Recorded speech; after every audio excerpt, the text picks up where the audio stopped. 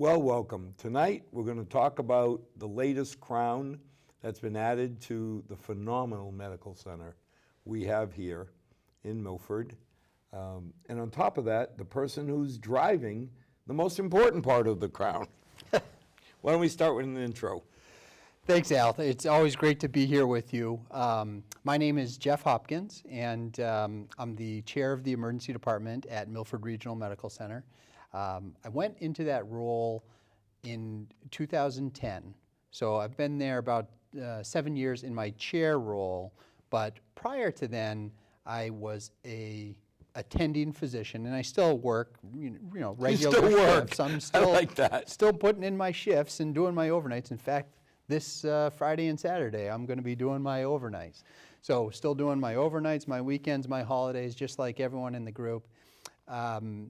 And started straight out of residency. And in fact, as part of residency in the emergency medicine residency up at UMass, our community hospital rotation is through the Milford Emergency Department. And that was back when I was a resident. In fact, back when I was a medical student at UMass, we did clinical rotations at Milford. And that's where sort of I fell in love with the Milford community, the feel of Milford Hospital. At that point was, the other name, but now Milford Regional Medical Center. So I've been around for a while now, and it's just a wonderful medical center. It's funny because you think of UMass Medical. 76? Yeah, it was 76 when they opened the library. Yeah. That was at Holy Cross. Come finals week, we would all run over to UMass Medical because they had one class in it. So the whole place was empty. Right. It was like a private library just to go and study and relax. And what changes they've made throughout the years. It didn't look like it currently does now. Now you got the whole biotech park across the street. Yeah, it's fantastic. The medical school with simulation labs there. And we are still very involved with the residency and the medical school. In fact, now there is a mandatory rotation in emergency medicine that was not there. It was not a requirement when I was in medical school, but I think it's a good idea because being in the emergency department and seeing that, what we like to call controlled chaos, where you never know what's coming in the door next, I think is good exposure, good education. It's a good environment to go through a differential diagnosis in your mind to try and figure out. Patients come in with a chief complaint or a presenting symptom. They don't come in with a diagnosis. And the really cool part about our job is to be able to go from that presenting complaint that you come in with chest pain and to go through all the different things that could be. Could it be reflux? Sure. Could it be a musculoskeletal injury? Sure. Could it be something going on in your lungs, a pneumonia, a pulmonary embolism, or could it be a heart attack? There's a lot of different things. So to be able to process and go through that thought process to rule out the real bad things and to come up with your impression is a really important part of medical decision making that you learn in the emergency department. Well, I remember many years ago, you said something that many people have found profound, because I've had so many people come up to me and tell me, that guy on your show from the ER, I did what he said. Because I asked you a question saying, what is the best thing I could do to make your life easier if I show up in the emergency room? And you said, well, do you have a card in your wallet with all your medications, your allergies, and your primary care physician? And I looked and said, why? Just ask me, I know. He said, not if you're knocked out.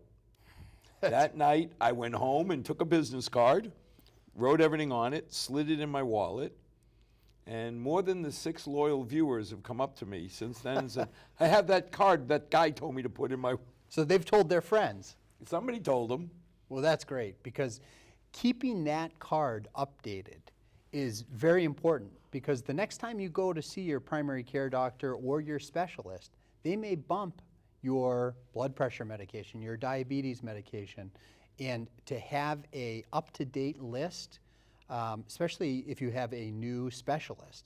It really helps out in an emergency department setting because you could have been involved with a motor vehicle accident. You could have just fallen off a bike. You could be having, well, most people who come into the emergency department, they're having one of the worst days of their year. So you're not exactly at the top of your game in terms of remembering what your dose, 20 your exact milligrams dose is. of, Yeah, it's that little pill that, you know the one I'm talking about. So yeah, having something to go to as a backup is incredibly helpful, and it allows us to provide better care and more accurate care. Well, it makes sense because in the ER, minutes are everything. Absolutely. And when you told me, well, if I have to go try and figure out what meds you're on, what. Now, when we think of Uncle Phil's toy, that the electronic medical records, Yes. that's got to make life a lot easier. Well, it makes it, in some ways it makes it easier, in some ways it makes it harder. There are a lot of requirements that have been put on physicians with electronic medical records that don't actually improve care. In other words, if I'm doing a medical record for someone who arrives to the emergency department, there are a lot of check boxes and a lot of clicks that you need to do, even with the best electronic medical records. So the best systems that are out there, what are called the best of breeds, even with those, there are a lot of check boxes. And the last thing that we want to do when someone comes in with an emergency is have our back turn the other way and making sure we hit all those the check boxes so that the chart, when it goes through audit later by the insurers, that it meets Check. all their criteria. What I want to focus on is the patient with me. And I want to show that I'm engaged, that I'm empathetic, that I can provide you with my attention, and that I'm not thinking in the back of my mind, gee, I hope I hit all those check Right. boxes. No, I was thinking more, if you can call up my name Yeah. and all my history's there, Al Correa, fat old man, rotund bald man. Okay, so I can see that. I don't need that, but any meds, any particular allergies? Yeah, and we pull that data up, and the nice thing about having the medical center, especially where we have most of our patients have a local primary care doctor. Like you said, Phil has done a great job of building access in the area. I think there's 6 or 8 primary care physicians that don't report to Phil. And they probably will be soon. But it's great to have that type of medical community. This is a tight medical community. This is a community where we know each other by first name. We respect each other, and we have access, like you said, to the electronic medical record. So if I want to pull up your old record, I can go in and I can do that. Also, if I have any questions, we're on a name-to-name basis. You can pick up the phone and say, Fahim, Yeah. And does he behave? yeah, that's right, and they'll give me the inside scoop. Now, one of the things we've done in the emergency department, and this is good for viewers to know, is that when we come into the room sometimes to perform our evaluation and do our history and physical, oftentimes there will be someone with us. And we have started using a system called scribes. Now, scribes are, the scribe company that we currently use, they are college-educated folks who are interested in going into medicine. In fact, our first class of scribes, we had 7 scribes, and we went 7 for 7. They all got into medical school. So they spent a year rotating with us, and they would work for us. They would come in, and they would enter the information that's provided when we do an evaluation. So I would come into the room, and I would say, Al, I'm Dr. Hopkins. It's nice to meet you. Could you tell me what brings you in here today? And introduce you to, I would say, and today I'm working with one of my scribes who's going to be entering information into the computer so that I can focus my attention on you. My scribe will enter information into the computer so that I can spend more time face-to-face with my patients. And several of our docs are using scribes currently, and it helps out in terms of being able to get your charts done on time. It's a patient satisfier because I'm focusing my attention where it deserves to be. Yeah, and candidly, I don't want to see your backside. Yeah, well, yeah, you're not alone. It's like, I don't want to be watching your back as you're doing all this. Absolutely.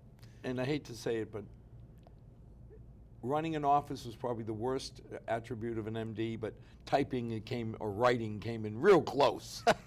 Well, even back when we were writing on paper, we didn't do a very good job. That's what I'm saying. Of all the things that I could say the MDs I've known excel at, those two weren't one of them. Just look at our signatures. Yes. But you turn around and say, if you can spend more time not just interfacing with me, but with a clear head, you're not thinking that stupid form. Right. Yeah. It allows the interaction to go much better, allows the communication and to pick up on subtleties. You pick up on body language.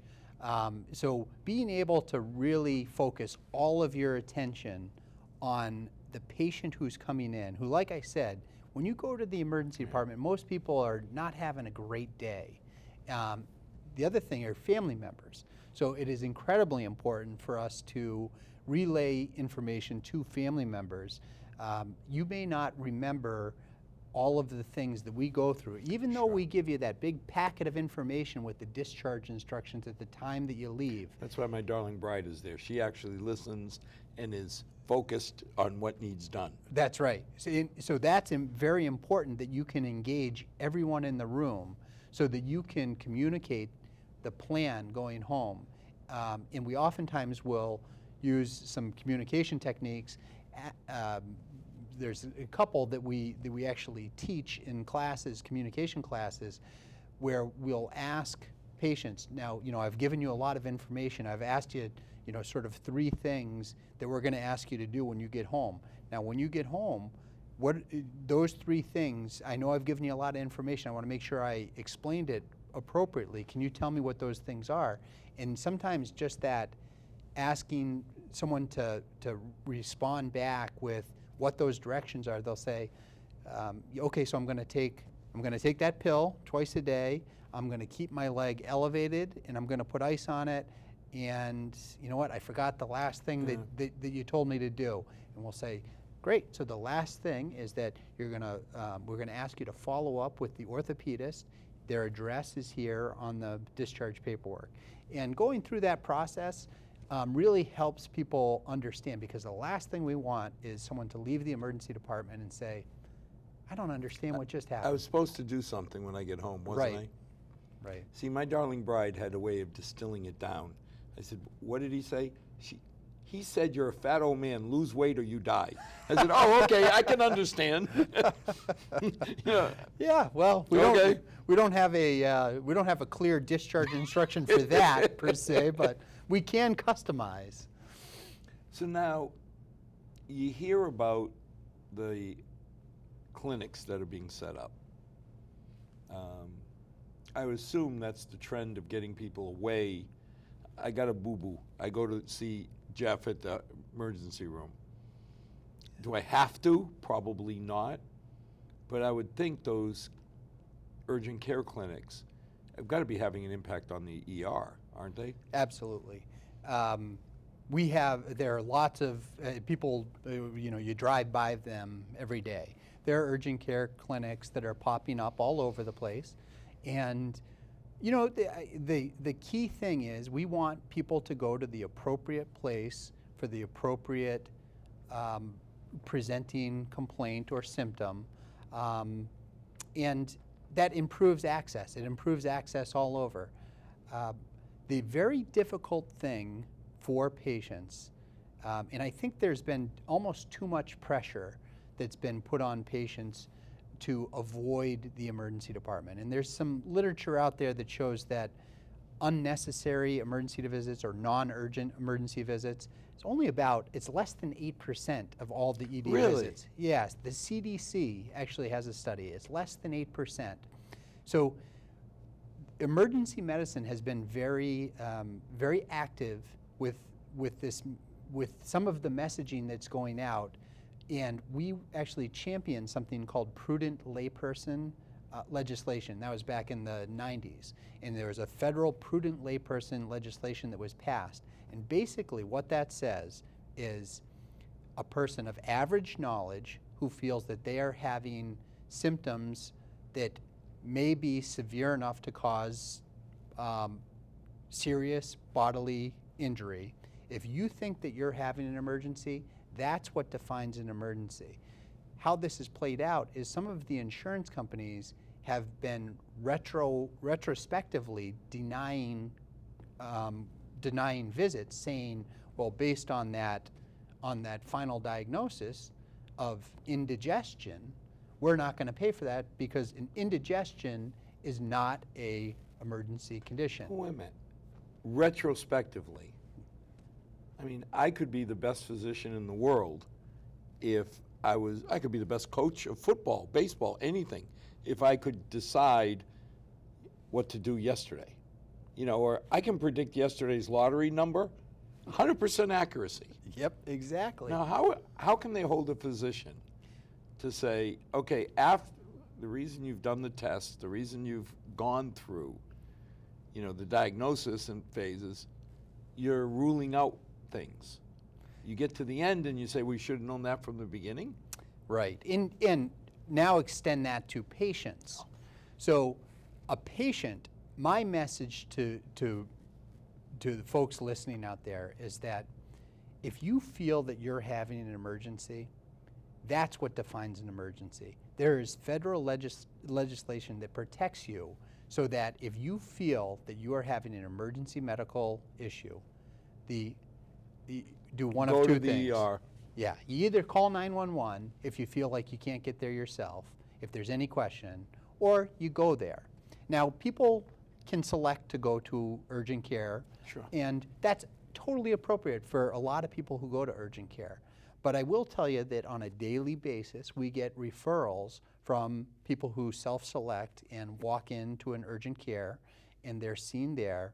And appropriately, they're identified by the urgent care provider that, you know, this is something a little bit more serious. But aren't we cheating a little bit? I mean, the center of the universe does things different. We have an urgent care facility all of a mile away. Yep.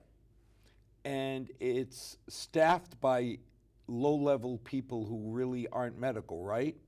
Well, I mean, this one. Let's laugh about this, but you've got the same ER docs, the same exact quality people, Yep. whether you're at the ER or the urgent care facility in Milford. Right. I mean, I laugh because, you know, the impression is, well, if I go to urgent care, it can't be the same level quality of care. It can't be the same people or level of people. You say, oh, no. Think about it again. It's the same face you saw at the Milford Medical Center. The urgent care that's across the street here, that's a mile down the road from the emergency department, is staffed by emergency physicians. Same people as you staff Our the regular same- ER. Exactly. That's why I joke about saying, wait a minute, why would I not be surprised that the people at the urgent care facility really know when you need to go to the ER? Yeah, they know. Well, let's see, sir, in a half an hour I'll be there, so I'll follow up with you when I'm on Right. my shift there. Again, and those are our colleagues who, you know, will call us and say, look, you know, we just do not have the resources to work up this condition. Some conditions require IV medications, IV fluids. Some require things that aren't at a smaller urgent care, things like a CAT scan, sicker patients who may need admission. So there, you know, I think there's certainly a place for urgent care, and I think that has helped out. And the main way that helps out is it helps improve access for the primary care Well, it panels. opens up these physicians. Yes. I was amazed. I mean, my daughter, my ungrateful offspring number one, had been at a pediatric practice since she was born. Yeah. They finally at 26 said, you know you have to leave now. You're 26 years old. You're no longer in the definition. You've graduated. Yeah, it's time. But then you ask the question, who are the best docs around? Oh yeah, it's all the ones with closed practices. They've got so many patients they can't take anymore. Yeah.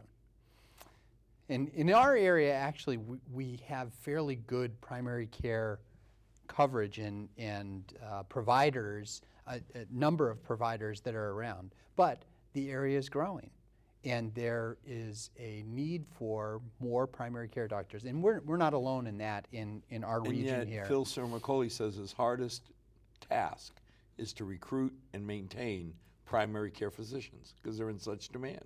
Yeah, and as we talked about before, there's predicted to be a physician shortage 10 years from now when we have the baby boomers are getting older, are requiring,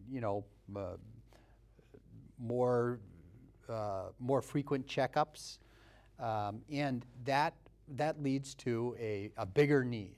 So the medical center in Tri-County, in their partnership, which is a very tight partnership, is working very closely to identify the needs of the community and to be able to continually meet those. But you're right, it's more difficult to recruit a primary care doctor almost than ever.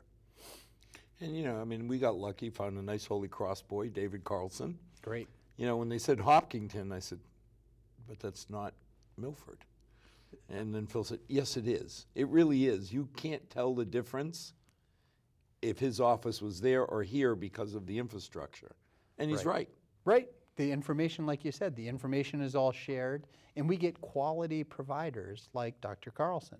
That's who we have in our system, and we're really proud of that. And like I said, I could tell when I was a medical student and a resident, this was the type of practice that I wanted to, the type of community that I wanted to practice in.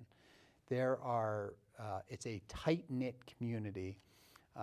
This is where I grew up. These are the people. I'll see people that I went to high school with. I'll see people who are my neighbors, and that's really it's rewarding to be able to take care of those who are in your community. So now with the urgent care facility, we know that, let's face it, if I don't have to make an appointment, my daughter hurt herself on the soccer field, I can just run over to an urgent care facility. Sure.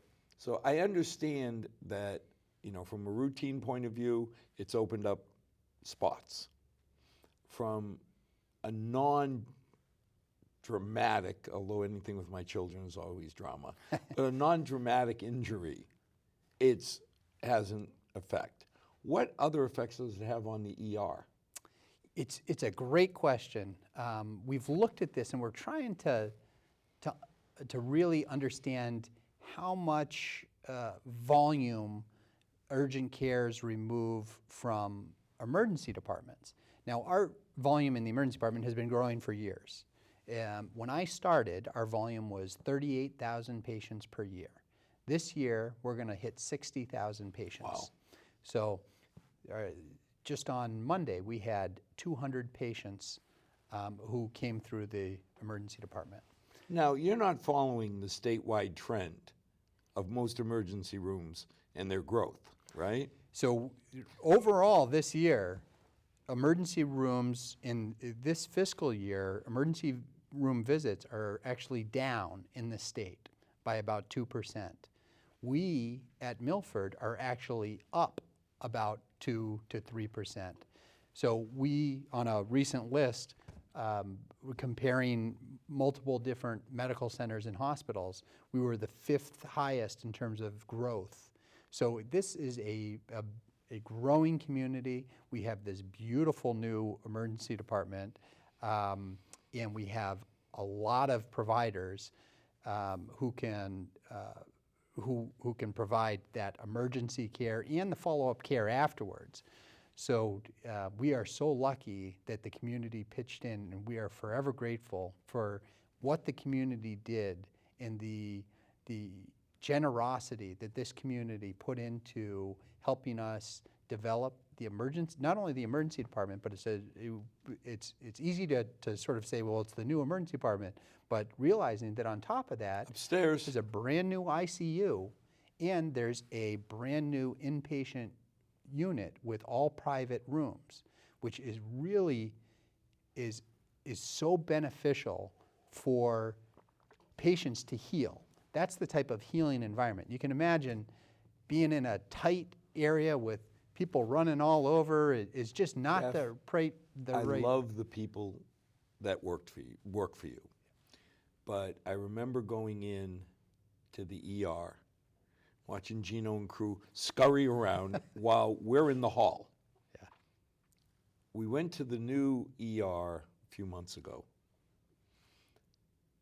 I won't say it felt like a hotel, but that quiet, calming environment.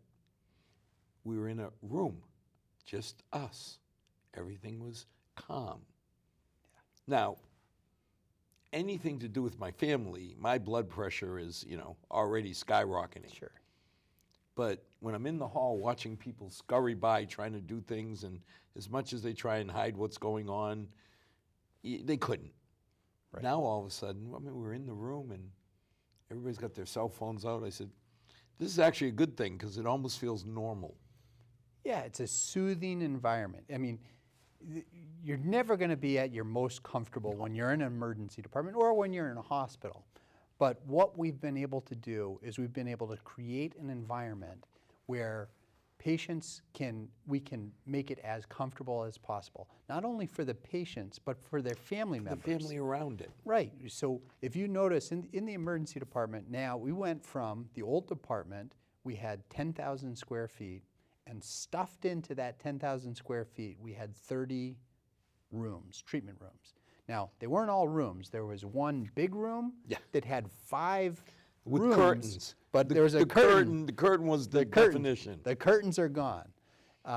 And we had a lot of hallway spots. Now, at times, when we hit those 200 days, we have to put people in hallways in order to keep up with timely diagnosis and treatment of patients. But most patients will be in a private room.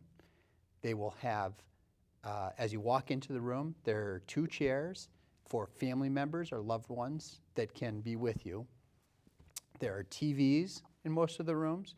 They're actually, one of the biggest things that we did when we designed the area is we put windows in, windows to the outside. Imagine a little light coming into the room rather than the old place where you didn't know what time of day it was. No. So all of those things spreading out from that 10,000 square feet and 30 beds, what we've done is we've now moved to 30,000 square feet with 50 beds. In the emergency department itself, there is a radiology area dedicated to the emergency department. So you don't have to leave the emergency department and go through the hallways. Down the hallway all the way down the end to get microwaved? You don't have to do that. You can do it right within the department. Radiology, the emergency radiology, including 2 plain film rooms, so where you go in and get your x-rays, an ultrasound room, and a CAT scanner, all dedicated to the emergency department. So you can scan my cat right in the emergency room? We can do it quickly because we can get patients directly there. It helps out with flow, it helps out with efficiency because people aren't having to drag through the whole hospital. When I was years ago in the old, it felt like MASH. Yeah. Yeah, it really did. I mean, you have a lot of respect for everybody, but I've seen this on TV. This is like MASH, just without the tents. Right. Then I went in a few months ago and it's like, ooh, just chill. It really is. And like I said before, I cannot stress it enough how grateful we are to the community because without the fundraising that was done and the generosity of this community to help us build that medical center to what it is today, we wouldn't be in this building. The community gave. I'm still giving. Phil put his arm on me. I'm still giving for the next 2-3 years. But $25 million. When we grew up, you could have bought Milford for $25. They would have thrown in Hopedale, maybe Mendon too. Right. It's amazing. It's amazing. It's amazing. And to see our system grow, this is what we want. We want to keep our healthcare local. We don't want people to have to drive into Boston. Nothing against Boston, but if you have a medical condition, you want to keep local. You don't want to spend your time fighting the traffic. You want to have providers that are the highest quality providers that are local. And I think the medical center has done a great job Well, with I Tri-County can't of meeting that goal. thank people like Dr. Cadis. Yeah. Now, almost 11 years ago, my mother was diagnosed with intestinal cancer. Being able to have her treated here in Milford, would she have gotten any lower care in Boston? No, it would have been the same level. But the tension, and you know, one thing you got to do is calm patients down before you do some treatments. Well, if I've already come in like this, on top of the fact I'm coming for surgery or ER, on top of everything else, boy, as opposed to driving 2 miles down 140, pulling in, and then amazing, because you know, you bring out how many years you've been here, the staff at Milford, how long they stay. You know, my mother, it's not Dr. Cadis, I go see Mona. That's Every right. 6 months, I got to go see Mona for my, and she feels so comfortable. The compliance level is just higher because it's easy. And that's rare. It's rare to have such little turnover. It's rare for people to be so dedicated, where we have a doc in our group who's been here for almost 40 years. In our own group, we've had over the last So 25 he years. beats Al Cromaldi? I mean, He actually does. does he really? He actually does. But I'll tell you, we've only had 2 physicians from our emergency group who have left over the last 25 years. And one of them had a fatal condition, and the other one had a heart attack. So I'm the sorry, turnover those is... aren't acceptable reasons to leave the group. Just because you had a heart attack, you have to stay. Right. Well, and it's a testament to what administration has done and how much the providers really care about this community and how much we're vested in this community. One of the things that we are that we do here is we provide medical control for the local EMS services. So the 18 surrounding communities. Now, what does that mean, medical control? So it's oversight for the paramedics, for the local fire departments. So the paramedics who come pick you up in the ambulance, when they need, we right down the 2 doors down in the education center, we provide monthly EMS rounds, so educational rounds for the medics and for the firefighters. We do a skills fair. We sign off on their oversight in terms of their quality, performance improvement, to make sure that everyone is updated to the most current standards, the most current protocols. And we have a wonderful pre-hospital EMS ambulance system. And again, that's just some of the, that's part of being in the community. And that's the special nature, I think, of our hospital and our medical center, where it's not just you show up to work and you punch in and you punch out. It's you're involved with the different committees that are going on in the hospital, the outreach to some of the local advocacy groups, whether it's substance abuse, whether it's mental health, which is a huge population that we see in the emergency department, whether it's with EMS. So that's what makes it special. That's why people want to stay around. You feel like you're part of this tight-knit community. Now, the psychiatric issues, is the trend still pushing patients more towards your group as they close down state-offered facilities? Yeah, there's been a lot of discussion throughout the state, and we've actually had some very productive conversations with legislators and with key personnel from the state to express our concerns about the lack of mental health capacity and resources, especially for patients in the outpatient setting. Too often what we find, and we still find this today, is that patients with mental health or substance abuse crises end up in the emergency department and have a very hard time finding inpatient placement if they meet that level of need. Some patients you can discharge very safely into the community and they can find outpatient But aren't resources. you the provider of last resort? We are You the can't turn them away, right? That's right. The emergency department, and all emergency departments, are the safety net for the entire healthcare system. We are a place that is open 24/7, 365. We do not close. You never need an appointment. In fact, we don't take appointments. We see everyone with everything It just sounds at so any time. so large of an oxymoron. I think I'm going to have an emergency next Tuesday at 4 o'clock. Right. Can you reserve time for me? Well, we actually will, there'll be patients that we, will put sutures in. And we'll say, you need to get those sutures taken out in 7 days. And they said, well, can we come back here? And we say, sure, we take care of everything. We're pediatrics to geriatrics. We're traumas to minor illnesses. We take care of everything. But we can't give you an appointment 7 days from now because we don't know what's going to be happening and what emergencies may be going on at that time.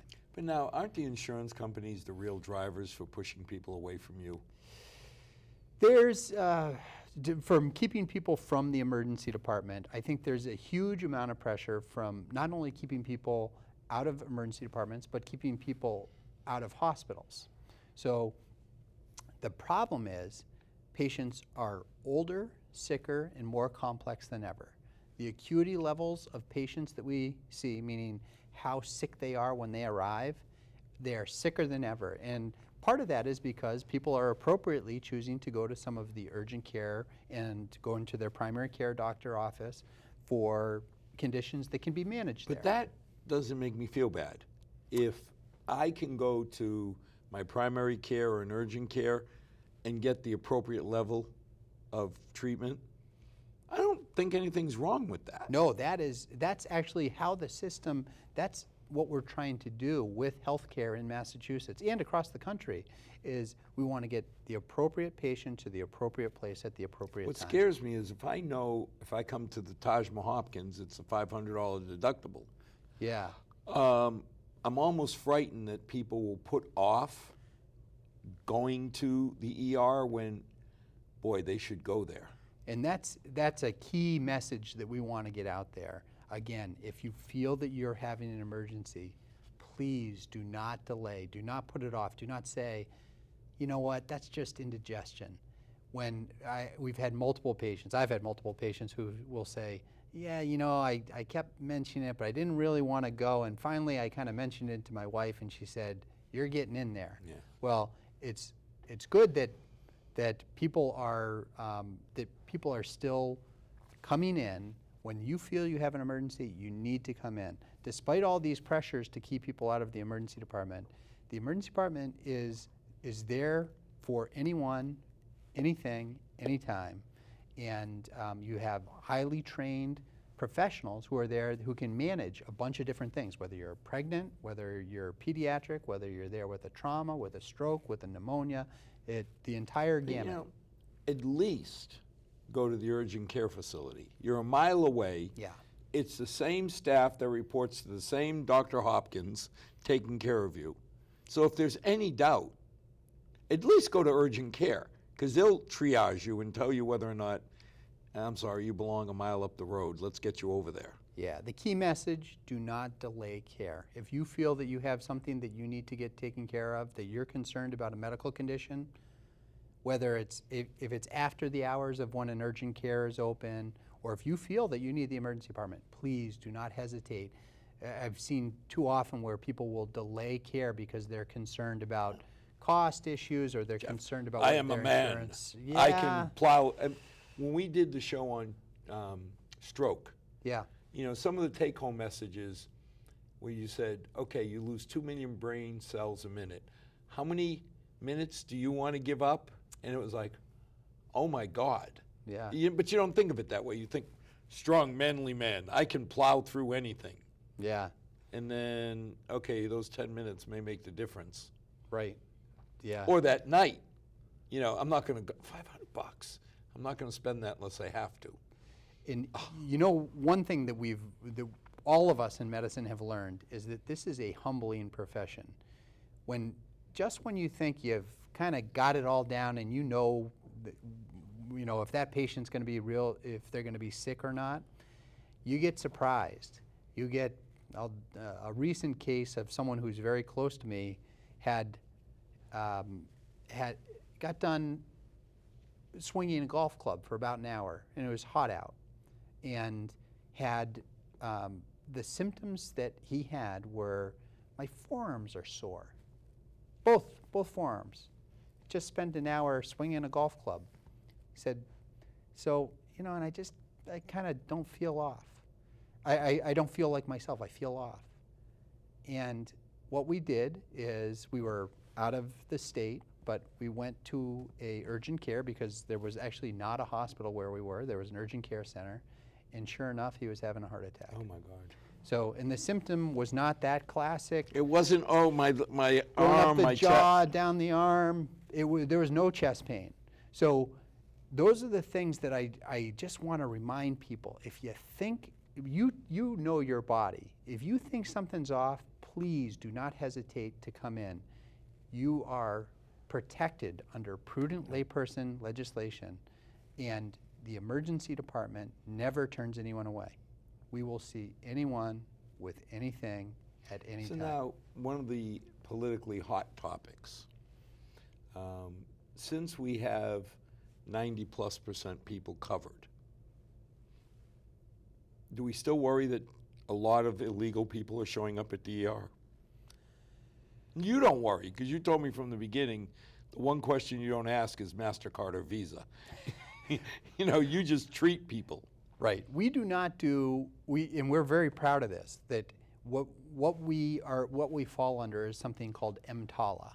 EMTALA is in 1986, there was federal legislation that is known as the anti-dumping law, which meant that if you show up to a hospital and you may not have You can't send them to Boston Medical. the most desirable insurance, you can't just say, go somewhere else. Yeah.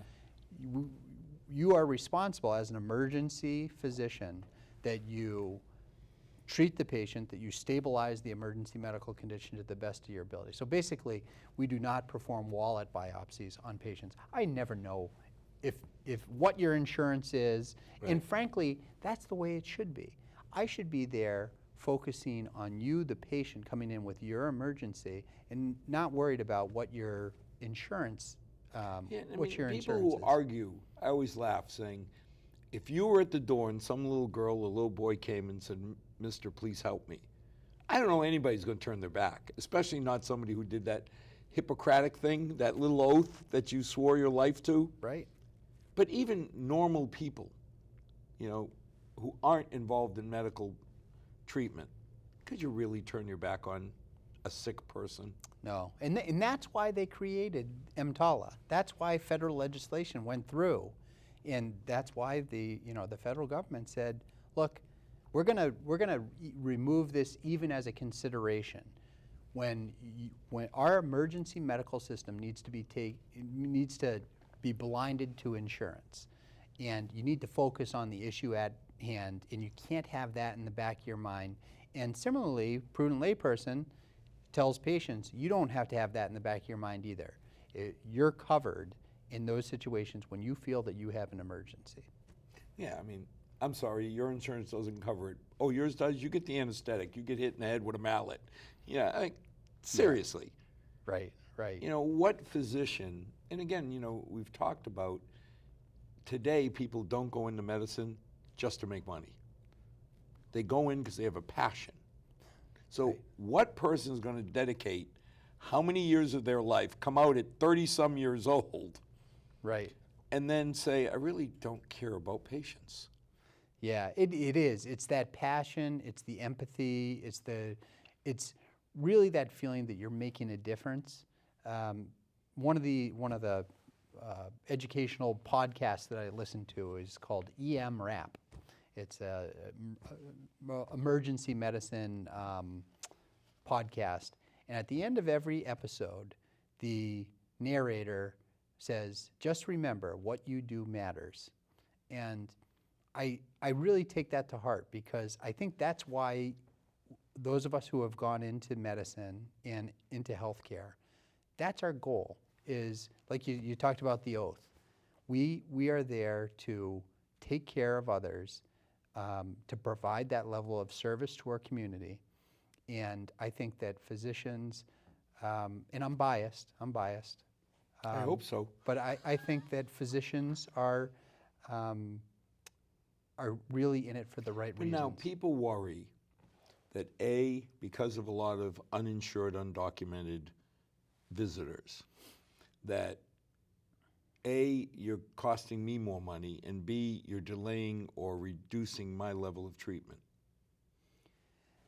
Yeah, I would say that we are always available to take care of everyone. And I have not seen a delay in getting to patients with insurance, without insurance. We monitor our timelines, we monitor our influx of patients, and we staff appropriate based on what our average volume is. You would know how many undocumented, but your staff, they have no clue, No, right? Right. When I come in, they're not looking at me as, okay, that's a platinum customer, this is a 10. Everyone is a VIP. Right. Everyone is a VIP, and that's the way that it should be. So, you know, from that end, when people worry that, okay, you got a lot of undocumented, illegal, whatever the politically correct term is, affecting our health care here, I kind of look and say, you know, it was 70, 75 years ago, my grandfather came to Milford, and when he got sick, they took care of him. I mean, he was legal. I don't know if he had insurance or how he did it, because he had $32.80 in his pocket, so I can't imagine. He had a lot of money to pay, but Milford took care of him. Yep. And I would imagine it's the same policy now that it was when we had 4 physicians in Milford. Yep, same policy. And the nice thing about Massachusetts is that we have broader coverage than any other state, right? So we have Romney Care before Obamacare. So we have the most robust coverage, and the small amount of now emergency medicine has the most unreimbursed care Sure. of any specialty. We see the sickest, the poorest. That's our mission, but that's why we're the safety net. And this is all emergency departments. There are 70 plus emergency departments in the state. And that's why it's so important, because you never know when you're going to lose your insurance. You may end up losing your job, and doesn't mean you're a bad person. You still can have medical problems that need to be attended to, and for the overall good of the community, all patients deserve the right to have their medical conditions taken care Now, of. Jeff, since we've got more people with medical insurance, does the frequency of the very sick go down for you? I mean, will people go out and I got a sniffle, I get treated for a cold. If I don't treat it, I wait till I have pneumonia, then I go see you. Is that going down?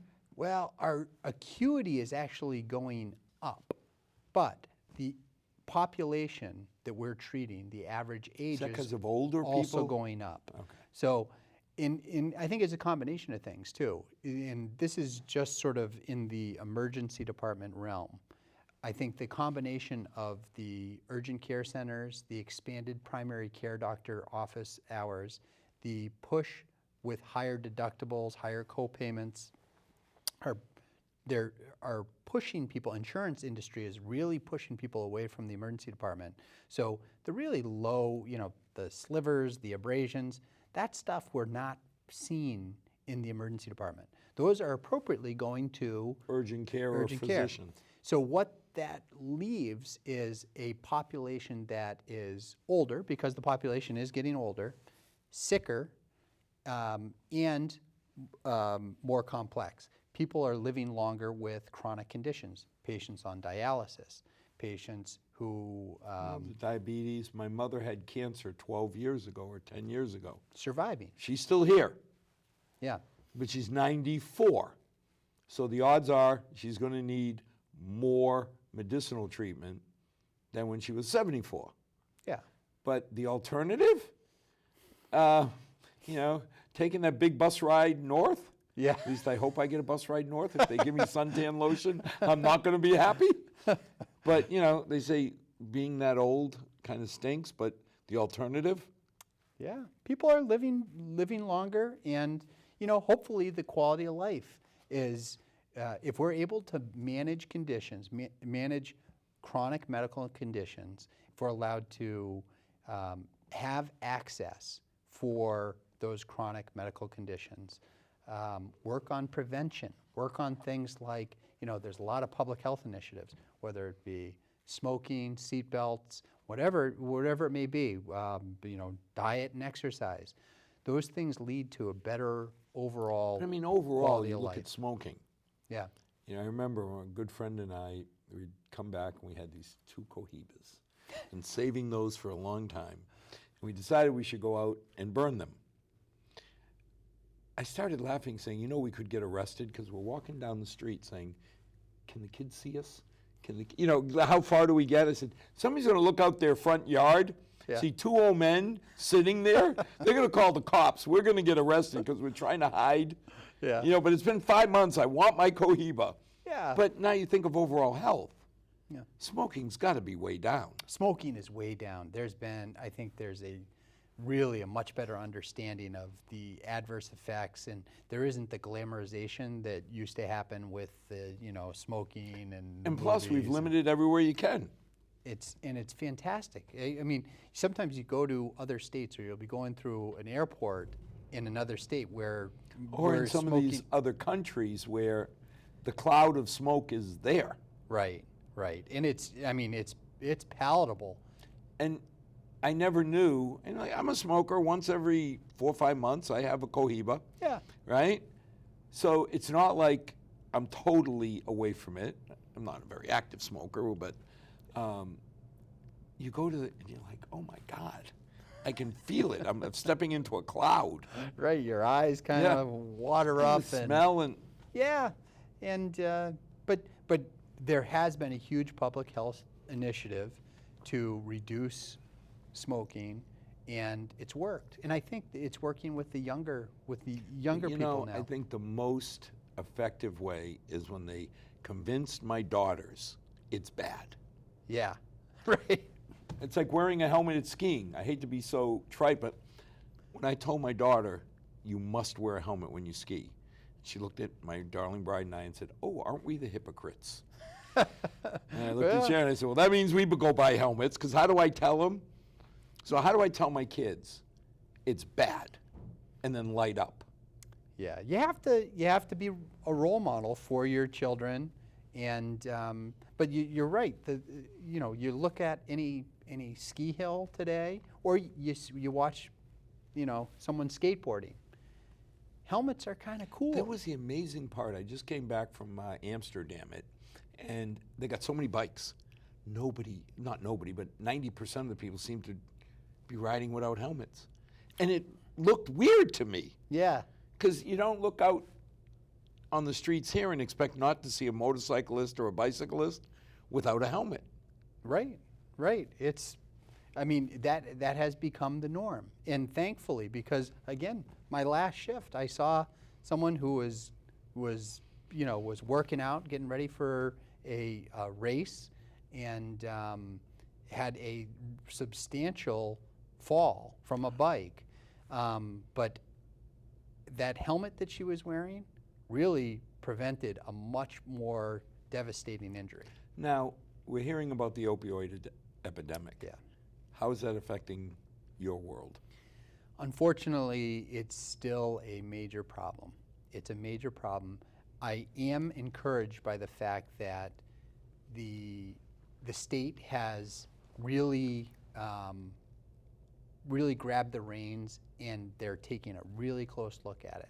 And there's some really good things that are going on through the state, and that we're practicing every day. More education to providers, more education to the general public. If you take one thing out of our talk here today, if you can go home and look through your medicine cabinet, and if you have an old bottle of Vicodin, Percocet, some pain medication that you were prescribed for a legitimate reason, but may have been a couple years ago and you only used a couple of tablets. If I can convince people one thing that will help you out and will help out your loved ones is if you can take that bottle and you can dispose of it. Take it down to the police station, because Tom O'Laughlin, our chief, has a safe. He said, you want to walk in with a bag of heroin? Walk in with a bag of heroin. Nobody's going to look at you. You know, so I'm being facetious, but those old Oxy tabs, the things that can get people in trouble, he says, we don't ask, we don't look. Right. You walk in, you throw it in there. That may save a life. So there are very strict rules, and we worked closely with Governor Baker, who has done an outstanding job of addressing this issue. There's something called the Prescription Monitoring Database that is going through a revision now, so it's going to be even better. But what we do as emergency providers and all physicians, we are required to check what's called the Prescription Monitoring Database, where we can plug in a name Make and sure an I'm not going to address. Rhode Island, Connecticut, and Massachusetts. It crosses state lines. So that's one of the enhancements. So sometimes, and this is it's a requirement, it's a regulation, and it's a good one. And sometimes I think patients will get the wrong idea that we're sort of accusing them of shopping around for pills, but it is a requirement that we have to check. So we will go in and we will, before we prescribe a prescription for a opioid or a narcotic medication, we will check to make sure that there aren't a bunch of red But flags that's like there. accusing TSA of saying, wait a minute, you're accusing me of being a terrorist. No, it's a good thing. It's a good thing. It is. Because the son or daughter of my neighbor, or God forbid mine, Yeah. could fall. You know, in the old days, we always thought the druggies, they were these scummy people in dark alleys in the cities. And now you see the cleanest football players and field hockey players. Yeah. So if you do ask, if I've got nothing to hide, I don't care. Right. But if you can help somebody else out, Yeah. God bless. Yeah. And I saw a very disturbing stat. 1 in 15 people who recreationally try a opioid pill will go on to use heroin. Oh my. Well, when you start looking at Oxy at $1 a mig, $80 a tablet on the street 3 times a day, who the heck can afford that if you're high? Right. Well, thank you for everything you do. Sure. And as always, I never cease to be amazed every time we talk about what's available here in Milford. The level of treatment, the level of staff, the passion they show. But the one take-home message, if you think you need to go, go. Make sure that a professional checks you out. You know, don't be the manly man or the womanly woman who delays treatment and then finds out they did have a heart attack. So, as always, may God bless. To our 6 loyal viewers, thanks for coming on, and may tomorrow be a healthier day than today. Good night, all.